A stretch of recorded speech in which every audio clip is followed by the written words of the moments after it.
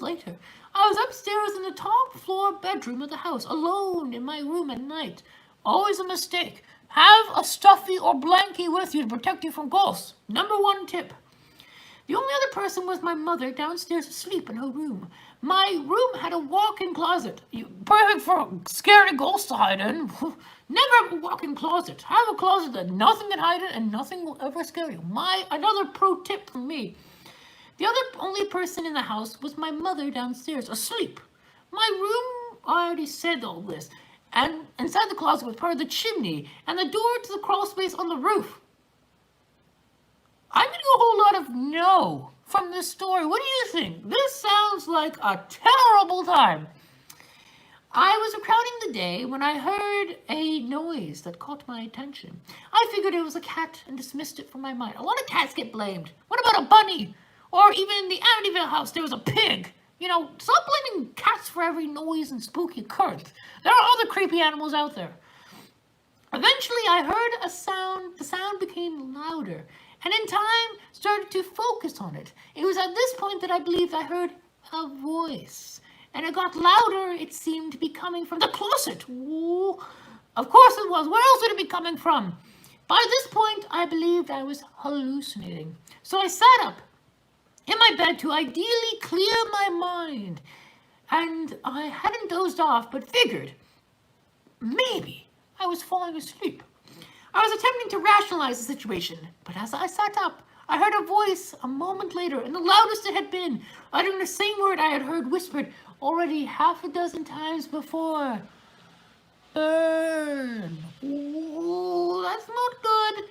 And a low, tired hiss emanated from behind the closet doors. I was stunned and scared myself beyond belief. I heard it one more time and darted out of the room, going down the stairs fast. I would have jumped out the window.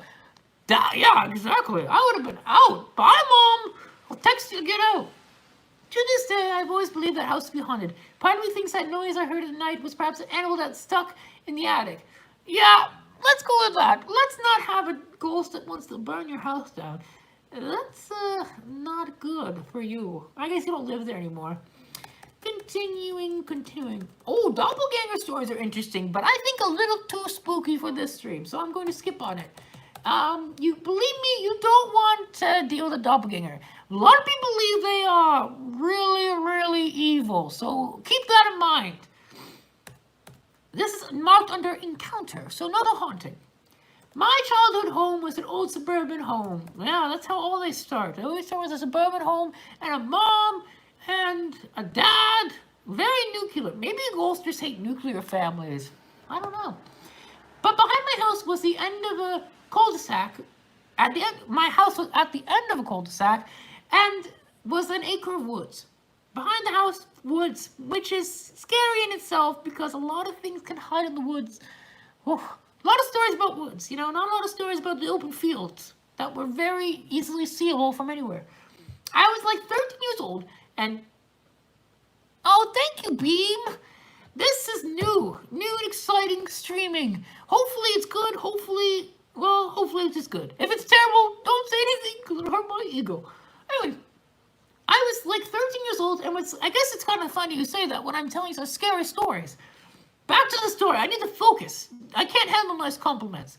I was like 13 years old and I would sleep in my dad's bed because I was too scared to sleep alone. Fair enough, considering how creepy your house sounds.